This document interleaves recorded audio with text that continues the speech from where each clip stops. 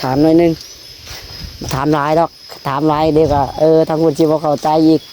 ที่โทรมาเคอีกพี่น้องเนาะใครจะตอบตามเม่นซีเล็กน้อยคำเดียวมาทำหลายคำเดียวหัวเต่าหลายคำนะเขาว่าหลายคำเดียวทางคนบอกเข้าใจโทรมาบอกประยกประสินบ่เนาะเห็นว่าแต่คำเก่าคำเดิม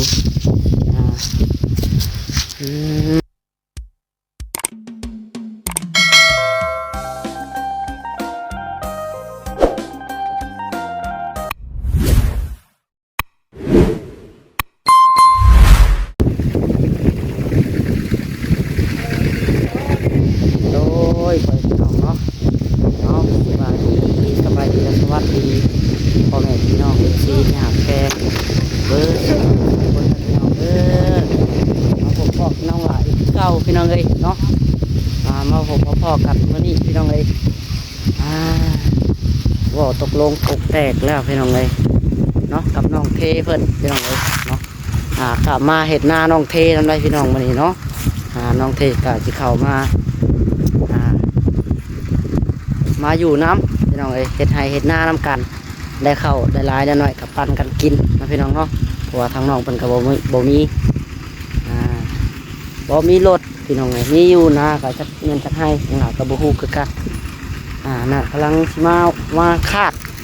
ไถพี่น้องไถอันตะก้าเนาะเอาวางก้าไว้ก่อนเห็ดหัวน้ำมันวางก้าแล้วก็เห็ดหัวเลยเนาะไปจังได้พี่น้องเลยบัดนี้เดี๋ยวไปเบิ่งไปชมกันเนาะน้องไปทองก็ได้รอชมน้องล่าแล้วก็น้องจ้อยเข้ามา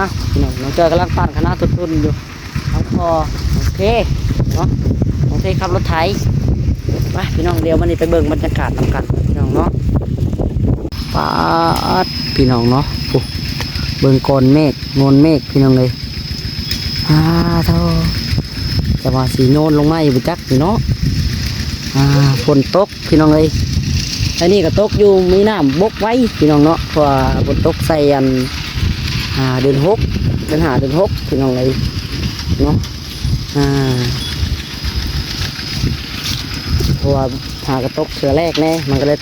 บกน้ำบอยู่พี่น้องเพราะว่าเราได้ไถหุดไถยางก็แหละมันจะเก็บน้ำอยู่เนาะมันนี่ก็ว่านพงได้พี่น้องเนาะว่านนี่มันทีเด้อถุยทอง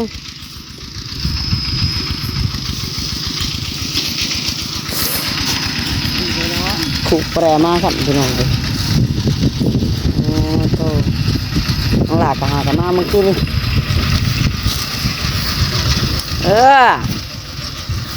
มันแมนอยู่แล้วเดี๋ยวว่าถ้ามันจุ่มมันเก่าแล้วก็เดี๋ยวพ่อเสมอต้นเสมอปลายเลยเอาสบายดีทั้งน้องเก๋ทองพี่น้องเลยเราจะพ่อกันมื้อนึงพี่น้องเลยเพราะน่ะเจ้าของหน้าเพิ่นจื้ออยู่บ่ให้หน้าตัวเองเนาะน้องเทก็ได้ไม่ได้เห็นหลายปีแล้วเราจะว่าไปจื้อให้หน้าตัวเองมันจัก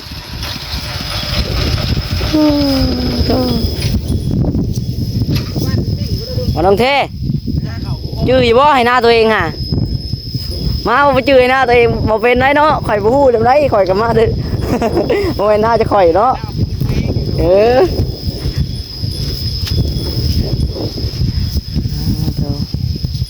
คาดไทยสามตาพี่น้องวานสามตาสามตาในพ่อบ่น้องเทครับว่าพ่อบ่นาจะให้นี่นานี่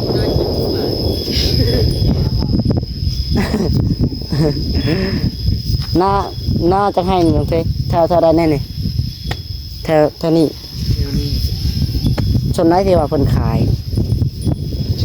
ส่วนเพิ่นบ่เพิ่นทางรักรักขวดรักกันนั้นบ่คือที่น่าจะเป็นหลอกไปพุ่นนะเบิ่งเนาะน่าจะเป็นหลอกไปพุ่นท้ายเพิ่นขายให้ผู้ใดล่ะขายให้หน้าแถวนี้หน้าเป็นติดต่อได้บ่ตัวนี้เด้แม่นบ่หน้าเจ้าบ่แม่นบ่แม่นบ่ให้นี่ละแม่นไปนี่หล่อลงพุ่นลองเบิ่งพี่น้องเลยเนาะคุยกันตกลงแต่ละน้องเทมันก็มีแต่มีแต่แห้งน้องลาวคุยกับเพิ่นแล้วพี่น้องเลยหลังไม้ ทางแม่ก็เว่าโอ้ร่มน้ำทางดีเนาะเอามาเบิ่งคนหาจ้อยก่อนพี่น้องกำลังปั่นคันนาอยู่เท่าบรรยากาศให้น้องเทเถียงนาเจ้าอันนี้บ่เถียงนาเพิ่นพี่น้องเอ้ยเถียงนาน้องเทนี่มาดำหน้าพี่นี่กินข้าวใช่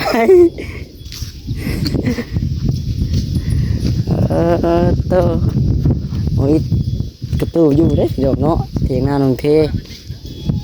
มีหลังคาได้โดนนี่แป้นปูกับบุมีเอาสบายดีน้องจ้อยสบายดีเอาปาดแต่จะพาขุดเอาได้เด้อฝั่งนี้เด้อมันเป็นขุมบอลเป็นขาดแล้วไอ้บอลสิวานก้าขุดแต่แจมันจะซื้อนะครับขุดฝั่งนี้สิบ้านเอาคณะขาดเลยคณะน้องเทพี่น้องเนาะมันอยากมีรถคันเพราะว่าเราก็บริเหตุหลายปีแล้วเนาะงัวไฟจบผูกกันนี่ก็ช่วยจูโอ้โธ่มีถึงงัวพี่น้องเลยนั่นแหละบริเหตุหัวบ่ได้ดอกว่าแล้วก็ต้องเห็ดหัวตัดไม้แถวบ้านนี่แหละพี่น้องมาเห็ดหัวก็ได้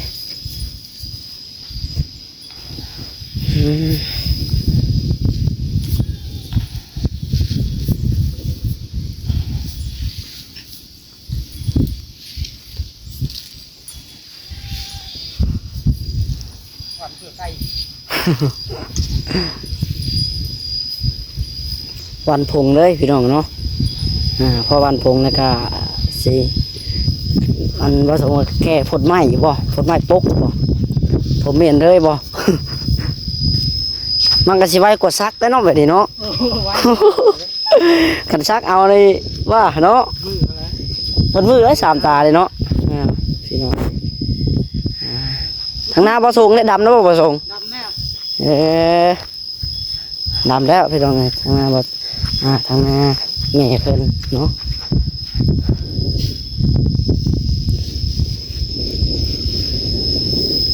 เข้างามอยู่บ่น้องเทแต่ละปีน่าเจ้าก็ว่าบ่ได้น่าจักปีละบ่ได้ปีนึงนั่นน่าจะเห็นเดือนปีพอเบิ่งอยู่ซะเนาะ4 50 สอบก็ได้เขาว่าเฮาปั้นคันหน้ามันอยู่โอ้หักบ่เฮ็ดปีเดียวนี่บางปี2 ปีนะบ่เห็นน้องมันเฮ็ดเด้อ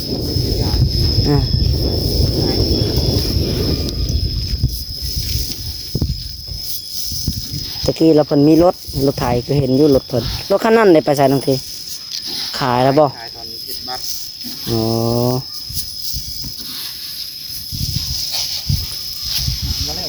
เอาที่เราบ่ส่งเบิดบ่ เบิ่งเขาหวานก้าแต่ละตาอยู่นะทุกคนมีแต่ก้าห่างเบิ่งของเขาได้ออกกับทีเขาหวานจะไปชังห่างอะไรหรอเนาะโอ้โหต้องแบ่งอยู่แล้วเอารุ่นแดงๆก็ให้มันเรือไก่กินนี่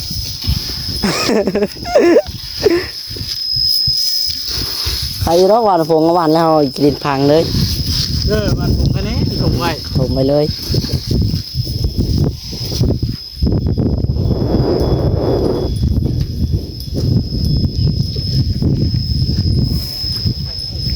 มาทักทายเบิ่งทางพอก่อนพี่น้องเลยเนาะย่านแม่สีคิดฮอดบ่เห็นนายมือว่าซั่น ไปทางได้พี่น้องเลยหน้าทางพุ่นกับถ่ายหุดแล้วแหละพี่น้องเลยนั่นแหละน้องบ่ได้ถ่ายคลิปให้แม่สีเบิ่งเนาะวางๆครับมาให้เรียกไปสิกะถ่ายวันนี้ก็อยู่พักผ่อนเนาะสบายดีทั้งพ่อสบายดีจักทงปีนี้ก้าวเอาไหวบ่ บ่ไหวเนาะไหวจักทงว่าปีนี้สี่ทงบ่โตทงละน้อยพี่น้องเอ้ยก็บ่ได้หลายดอกข่อยยังงงอยู่ให้หน้าน้องเทจักที่มันไปเฮ็ดให้นานๆน้องเทก็หมู่ชาวไปให้แม่นบ่ยังไดสาวไปให้ก็สาวหาโชคให้ก็สิได้บ่หลายแล้วเนาะตะกี้น้องเทเราว่าเราเฮ็ดคือว่าได้40-50 ซอบยันตอนนั้นเพิ่นยังบ่ได้ขายตอนเนาะเพิ่นได้ฮอดตอนนั้นอันนี้สิบ่ได้หลายปานใดดอกพี่น้องค เขา รักมันเยอะรักเลยขึ้นไปเกี่ยวใส่บนลงทองกันแต่รักมันพอดี ถ้ารุมในโมเมนต์บ่โอ้มีแต่ให้น้อยเนาะให้หน้าบ่ได้ไงปอกแปด มัน ไป มีขนาดขนาดบ่มีแล้วขนาดจะปั่นใหม่มั้ย บ้านใหม่มันยกใหม่เบิดแล้ว แห้ง แล้วผู้มันอาจ้อยไปแล้วไหลปาดเห็นบ่จ้อยแล้วปั่นคันหน้าแล้ว ยังซึกใหญ่ ยังซึกอีกซึกใหญ่บ้านขนาด อยู่ใช้ นาน้องจ้อยเอง เอาได้ปาดบ่พอ โอ้ยขาด เอาขาดแล้ว 3 วาบ ขาดวางไหนน่ะวางสายห้องบ่ บ่ขาดใช้ห้องบริขาด บ่ได้ขาด ไห้เทิง2ไห้ อ๋อโตโอ้ บอกพี่เบิ่งเด้อ บ่อยู่เนาะ อยู่แล้ว น้าน้องจ้อยก็ออกไปซึ่งนี่แหละพี่น้องบ่ได้ไกลปานใดดอกเนาะเอาไปย่างไว้ปอกในเดียวก็ฮอดแล้วน้าน้องจ้อยอันนี้ก็น้าน้องเทแบบเรียกติดกันมาเลยนะ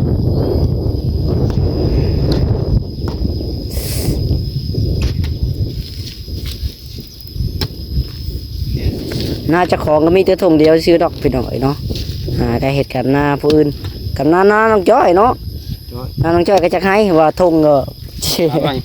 สามให้นะพี่น้องเอ้ย ขอสอบหนึ่ง ให้นะให้ได้พี่น้องเนาะอยากเข้าใจผิดว่าไล่แล้วเนาะคำว่าไล่เดี๋ยวมันสิหลายแล้วพอ ว่า3ไล่ว่าน้าน้องจ้อยบ่แห้งแล้วเนาะ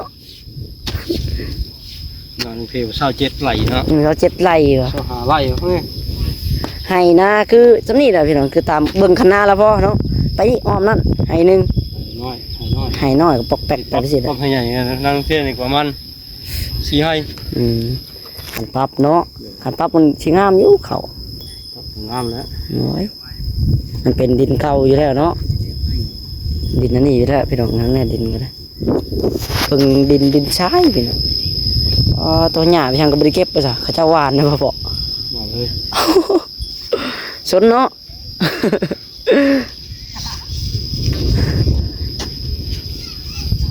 คุยกันตกลงเลยพี่น้องเลยมา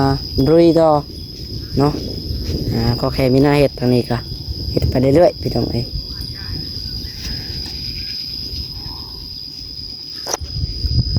ถ้าว่าเห็ดแต่หน้าเจะของมันบกุมกินเนาะโคตรลายเลยไปเลาะไปพี่น้อง อีกใช้หมึกไทยเท่านี้แล้ว โอ้ยสิได้ถ่ายบ่เหมือนบ่ได้ถ่ายแล้วมันนี่นะเพราะว่าชีหวานแล้วแหละชวนไปตัดไม้เห็ดหัวนะเห็ดหัวแล้วพุ่นแหล้วจะสิได้มือขุดฝังอ้อมเลยแหละยันงูยังเข้าเผามัน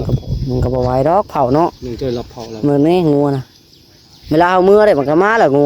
สำแรงมีแต่เห็ดหัวกันไว้น้ำต้องดุเลยเป็นของกระเพ็ดกับไห้กับหน้านี่ถ้าว่ากี่ข้านนั่นแล้วไม่ได้กินเนาะพี่สังค่ะ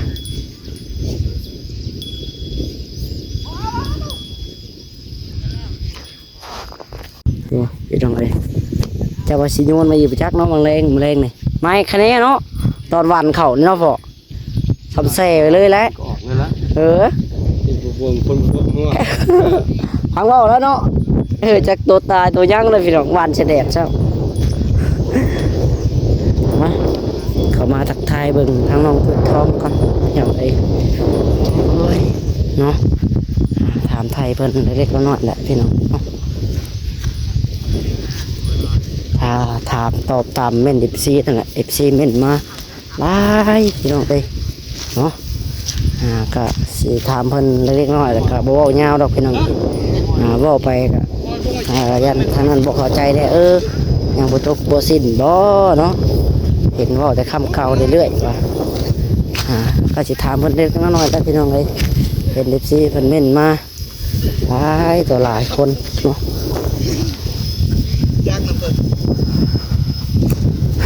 มานั่งซึมเศร้าเจอนี่เนาะวันนี้เอาวังนั่งดูสวยทองนี่นะถามหน่อยนึงถามหลายดอกถามหลายเด็กอ่ะทางคนจีบเขาใจอีกที่โทรมาเคอีกพี่น้องเนาะใครจะตอบตามเม่นซีเล็กน้อยคำเดียวมาทำหลายคำเดียว หัวเต่าหลายคำนะเขาว่าหลายคำเดียวทางคนบ่เข้าใจโทรมาบ่จบบ่สิ้นบ่เนาะเห็นว่าแต่คำเก่าคำเดิมนั่งอีกต้นไม้ได้พี่น้องเนาะคือนั่งอีกพวกเฝ้าอะไรตัวทอง เย็นเนาะร่มเย็นเลยพี่น้องปานานี่จะอยากรับนั่งไปนั่งมาคืมๆเลยเนาะน้องไอ้ก็มีเรื่องเฮ็ดFCเม่นมาหลายต่อหลายพี่น้องไอ้เนาะก็ว่าก็บ่ได้ว่าเว้าให้น้องไปท้องดอกพี่น้องแค่อยากถาม FC เพิ่นฝากมาถามเพิ่นว่าเนาะก็ให้ต้องไปท้องตอบตามความเป็นจริงนั่นแหละเนาะว่าสิคิดแนวใดต่อไปอันนี้ก็อยู่กับน้องถุยทองพี่น้องไอ้จิตใจของน้องถุยทองเพิ่นเนาะเดี๋ยวน้องเอามาเริ่มก่อนจะถามเลยพี่น้องไอ้ฝั่งนี้เห็นFCเพิ่นเม่นว่าเนาะจังไดน้องถุยทองว่า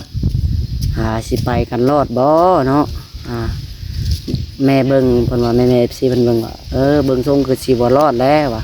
ถุยทองให้เลิกทำใจซะเพิ่นว่านะถุยทองสิว่าแนวใดบัดนี้ฮะให้เลิกแล้วก็ให้ป้าก็คือแบบบ่เลิกก็คือแบบป้าอะไรพี่น้องถุยทองสิว่าแนวใดบ่ป้าบ่เลยคันว่าถุยทองก็ยังตอบคำเก่าคำเดิมพี่น้องไอ้เนาะเขาว่าให้ป้าเมียในป้าบ่ได้คือน้องถุยทองว่าแล้วเนาะแม่นกันว่าเมียอยากกล้าแล้วก็บ่ฮู้เลยว่าสิดีสิชั่วกับเมียเฮาคือเก่าแหละนั่นใดก็ได้พี่น้องไอ้เนาะอะไรก็ยังจะได้กลับไปอยู่น้ำกันนั่นใดก็ให้น้องถุยทองเนาะกับทางน้องพลอยกลับสู่กันดีขึ้นดีกันไวๆพี่น้องไอ้เนาะอันนี้ก็ได้จักสิว่าจังใดพี่น้องไอ้เนาะกันสิว่ายืดยาวไปทางโมเมนต์ก็ทางนั้นสิต่อไว้อีกในเฮาถ่ายคลิปพระเจ้าเขาก็เห็นเบิดเนาะทั่วโลกเป็นว่าพี่น้องเพิ่นกะติให้ว่าโทรมาว่ากันถามทายยันเพิ่นบอกเข้าใจพี่น้องเนาะก็เว้าขึ้นน้องหลาเว้าอะไรเว้าไปตามแม่FCอยากฮู้พี่น้องไอ้เนาะเรื่องเพิ่นแม่นอะไรก็อย่าไปถือสาเพิ่นเพราะว่านี่ก็เป็นเรียกงานของเฮาแน่พี่น้องเอ้ยเพราะว่าเห็นทางเพิ่นโทรมาเมื่อวานนี้เนาะเป็นได้ว่าบ่จบบ่สิ้นบ่เว้ากันมื้อนั้นยังบ่ตกลงปรงแตกกันบ่ว่าเห็นเว้าในคลิปเห็นเว้าแต่คำเก่าว่าพี่น้องเป็นบ่จิตมาบ่จิตมากะบ่จิตมาแล้วเพิ่นถามว่าเป็นไงมื้อนั้นน่ะนะน้องก็เลยเล่าคำข้าวที่เว้าโตเฮาเว้ามื้อนั้นนั่นแล้ว